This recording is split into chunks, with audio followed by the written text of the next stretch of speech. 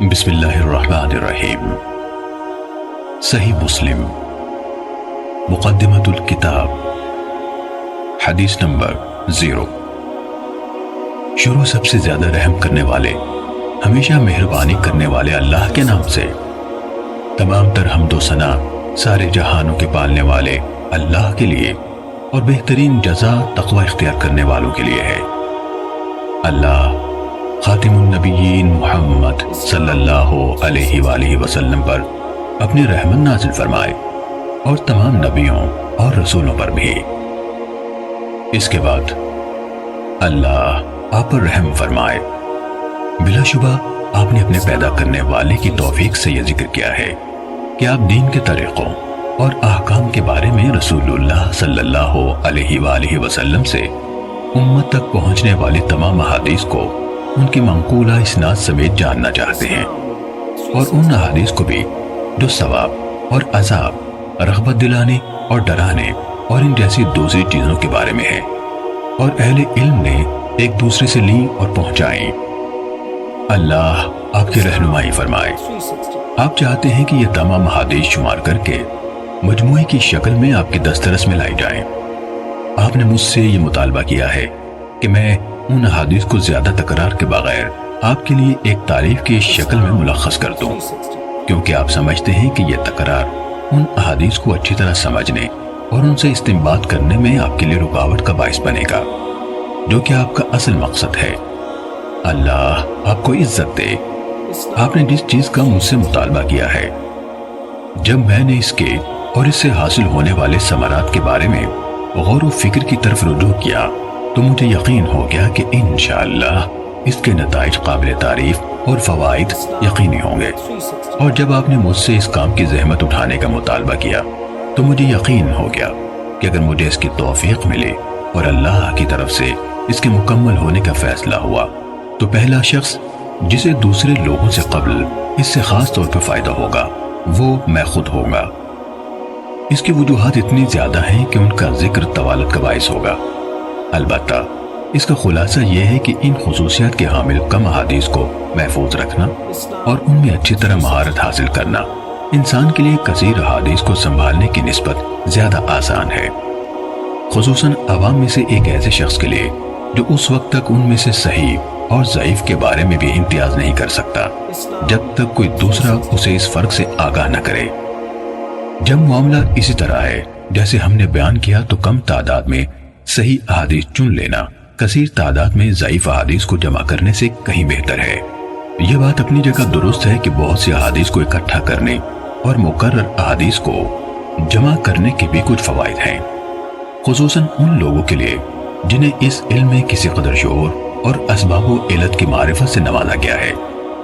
اللہ کی مشیت سے ایسا انسان ان خصوصیات کی وجہ سے جو اسے عطا کی گئی ہیں کثیر احادیث کے مجموعے سے فائدہ حاصل کر سکتا ہے، لیکن جہاں تک عوام الناس کا تعلق ہے جو شعور و معرفت رکھنے والے خواص سے مختلف ہیں، وہ کم احادیث کی معرفت سے بھی عاجز ہیں، تو ان کے لیے کثیر احادیث کے حصول میں کوئی فائدہ نہیں۔ پھر آپ نے جس کتاب کا مطالبہ کیا، ہم انشاءاللہ اس التزام کے ساتھ اس کی تخریج مختلف پہلوؤں سے اس کی وضاحت اور تالیف کا آغاز کرتے ہیں، جس کا میں آپ کے سامنے ذکر کرنے لگا ہوں، اور وہ یہ ہے کہ ہم ان تمام احادیث کو لیں گے جو سندن نبی اکرم صلی اللہ علیہ وآلہ وسلم سے بیان کی گئی، اور تکرار کے بغیر انہیں 3 اقسام اور بیان کرنے والے لوگوں کے 3 طبقوں کے مطابق تقسیم کریں گے، اللہ یہ کہ کوئی ایسا مقام آ جائے جہاں کسی حدیث کو دوبارہ ذکر کیے بغیر چارہ نہ ہو، مثلاً اس میں کوئی معنی زیادہ ہو یا کوئی سند ایسی ہو جو کسی علت یا سبب کے بنا پر دوسری سند کے پہلو بپہلو آئی ہو، کیونکہ حدیث میں ایک زائد معنی جس کی ضرورت ہو ایک مکمل حدیث کے قائم مقام ہوتا ہے۔ اس لیے ایسی حدیث کو جس میں ہمارا بیان کردہ کوئی معنوی اضافہ پایا جاتا ہے دوبارہ لائے بغیر چارہ نہیں، یا جب ممکن ہوا تو ہم اس معنی کو اختصار کے ساتھ پوری حدیث سے الگ کر کے بیان کر دیں گے، لیکن بسا اوقات اسے پوری حدیث سے الگ کرنا مشکل ہوتا ہے، اور جب اس کی گنجائش نہ ہو تو اسے اصل شکل میں دوبارہ بیان کرنا زیادہ محفوظ ہوتا ہے۔ البتہ جہاں ہمارے لیے اسے مکمل طور پر دہرانے سے بچنا ممکن ہوگا اور کامل شکل میں ہمیں اس کی ضرورت نہ ہوگی تو ہم انشاءاللہ اس سے اجتناب کریں گے۔ جہاں تک پہلی قسم کا تعلق ہے، اس میں ہم یہ کوشش کریں گے کہ انہی احادیث کو ترجیح دیں جو دوسری احادیث کی نسبت فنی خامیوں سے زیادہ محفوظ اور زیادہ پاک ہوں، یعنی ان کے ناقلین یعنی راوی نقل حدیث میں صحت اور ثقاہت رکھنے والے ہوں، ان کی روایت میں شدید اختلاف پایا جائے، نہ الفاظ و معنی کو بہت برے طریقے سے خلط ملط کیا گیا ہو، جس طرح کی بہت سے حدیث بیان کرنے والوں میں پایا گیا ہے، اور ان کی روایت میں یہ چیز واضح ہو چکی ہے۔ جب ہم اس قسم کے ثقہ لوگوں سے مرویات کا احاطہ کر لیں گے تو بعد ازیں ایسی روایت لائیں گے جن کی سندوں میں کوئی ایسے راوی موجود ہوں گے جو طبقہ اولا جیسے راویوں کے حفظ و اتقان سے متصف نہیں، لیکن وہ بھی انہی میں سے ہیں، چاہے ان صفات میں ان سے ذرا کم ہے جن کو ان سے مقدم رکھا گیا ہے، لیکن عفت، صدق اور علم سے شغف رکھنے جیسی صفات ان میں عام ہوں، جس طرح عطا بن صائب، یزید بن ابی زیاد، لیث بن ابی سلیم اور ان کی طرح کے دیگر حاملین آثار اور ناقلین اخبار ہیں۔ یہ حضرات اگرچہ اہل علم کے ہاں علم اور عفت جیسی صفات میں معروف ہیں، لیکن ان کے ہم عصر لوگوں میں سے بعض دیگر حضرات ایسے ہیں جو اتقان اور روایت کی صحت کے معاملے میں اپنے مقام اور مرتبے کے اعتبار سے ان سے افضل ہیں۔ اس کی وجہ یہ ہے کہ اہل علم کے ہاں یہ حفظ و اتقان ایک بہت اونچا مرتبہ اور ایک اعلیٰ ترین صفت ہے۔ آپ دیکھتے نہیں کہ ان تینوں حضرات یعنی عطا، یزید اور لیث جن کا ہم نے ابھی نام لیا، ان کا موازنہ حدیث کے حفظ و اتقان میں منصور بن معتمر، سلیمان اعمش اور اسماعیل بن ابی خالد سے کریں تو انہیں آپ ان حضرات سے خاصے فاصلے پر پائیں گے، یہ ان کے قریب بھی نہیں آ پاتے۔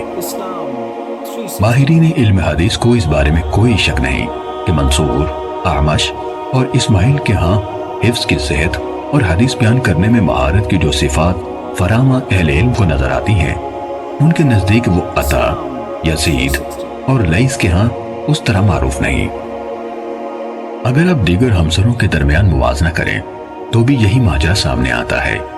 مثلا آپ ابن عون اور ایوب سختیانی کا موازنہ عوف بن ابی جمیلہ اور اشعث حمرانی سے کریں، یہ دونوں بھی اسی طرح حسن بصری اور ابن سیرین کے شاگرد ہیں جس طرح ابن عون اور ایوب ان کے شاگرد ہیں، لیکن ان دونوں کے درمیان کمال فضل اور صحت نقل کے اعتبار سے بہت بڑا فاصلہ پایا جاتا ہے۔ عوف اور اشعث بھی اگرچہ اہل علم کے ہاں صدق و امانت سے ہٹے ہوئے نہیں مانے جاتے، لیکن جہاں تک مرتبے کا تعلق ہے تو اہل علم کے ہاں حقیقت وہی ہے جو ہم نے بیان کی۔ ہم نے نام ذکر کر کے مثال اس لیے دی ہے تاکہ اس شخص کے لیے جو اہل علم کے ہاں حاملین حدیث کے درجے کے طریقے سے ناواقف ہے، یہ مثال ایسا واضح نشان ثابت ہو جس کے ذریعے سے وہ مکمل واقفیت حاصل کر لے اور اونچا درجہ رکھنے والے کو اس کے مرتبے سے گھٹائے اور نہ کم درجے والے کو اس کے مرتبے سے بڑھائے، ہر ایک کو اس کا حق دے اور اس کے مرتبے پر رکھے۔ حضرت عائشہ صدیقہ رضی اللہ تعالیٰ عنہ سے روایت بیان کی گئی، انہوں نے کہا ہمیں رسول اللہ صلی اللہ علیہ وآلہ وسلم نے حکم دیا تھا کہ ہم لوگوں کو ان کے مرتبوں پر رکھیں۔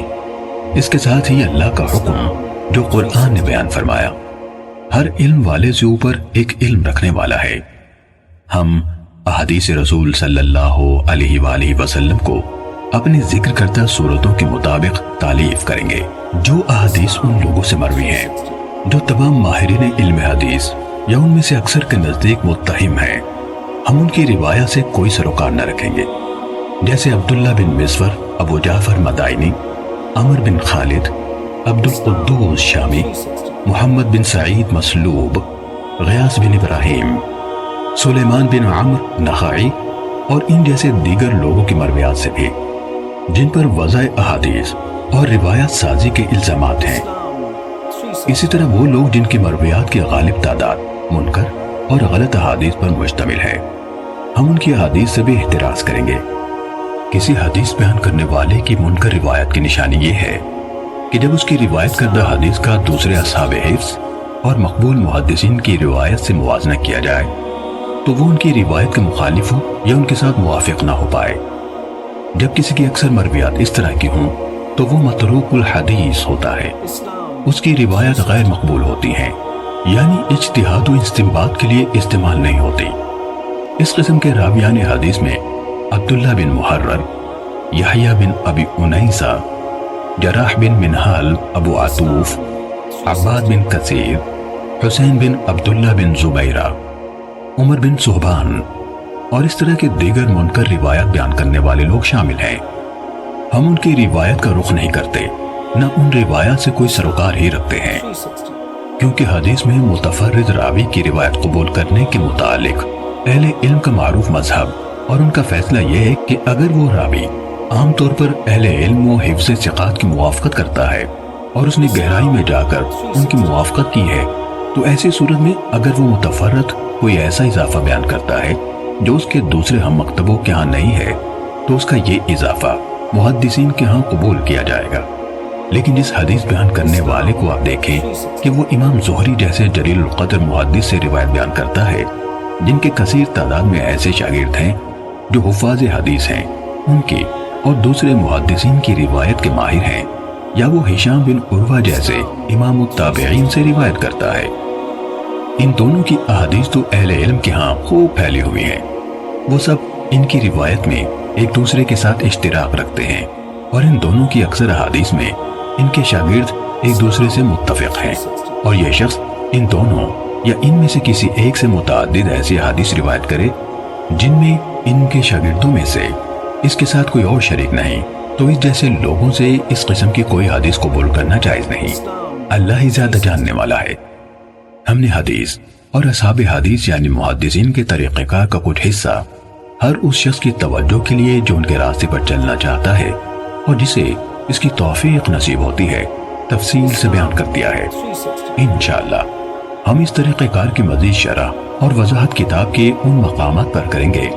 جہاں معلول حدیث یعنی جن میں کوئی خفیہ علت پائی جاتی ہے کا ذکر ہوگا، یعنی جب ہم وہاں پہنچیں گے جہاں اس موضوع کی شرح اور وضاحت کا مناسب موقع ہوگا انشاءاللہ تعالی۔ اس وضاحت کے بعد اللہ آپ پر رحم فرمائے۔ ہم یہ کہنا چاہتے ہیں کہ اگر ہم نے اپنے آپ کو محدث کے منصب پر فائز کرنے والے بہت سے لوگوں کی ضعیف احادیث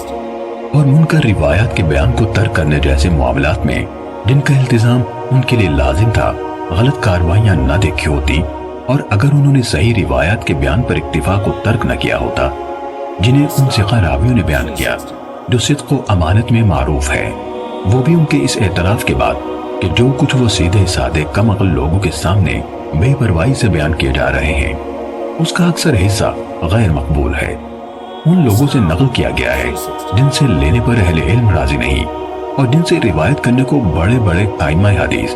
مثلا مالک بن انس، شعبہ بن حجاج، سفیان بن عیینہ، یحییٰ بن سعید قطان، عبد الرحمن بن مہدی وغیرہم قابل مذمت سمجھتے ہیں۔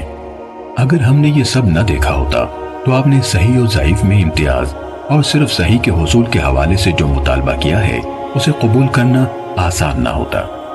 لیکن جس طرح ہم نے آپ کو قوم کی طرف سے کمزور اور مجہول سندوں سے بیان کی گئی منکر حدیثوں کو بیان کرنے اور انہیں ایسے عوام میں جو ان حدیث کے عیوب سے ناواقف ہیں پھیلانے کے بارے میں بتایا، تو صرف اسی بنا پر ہمارے دل کے لیے آپ کے مطالبے کو تسلیم کرنا آسان ہوا۔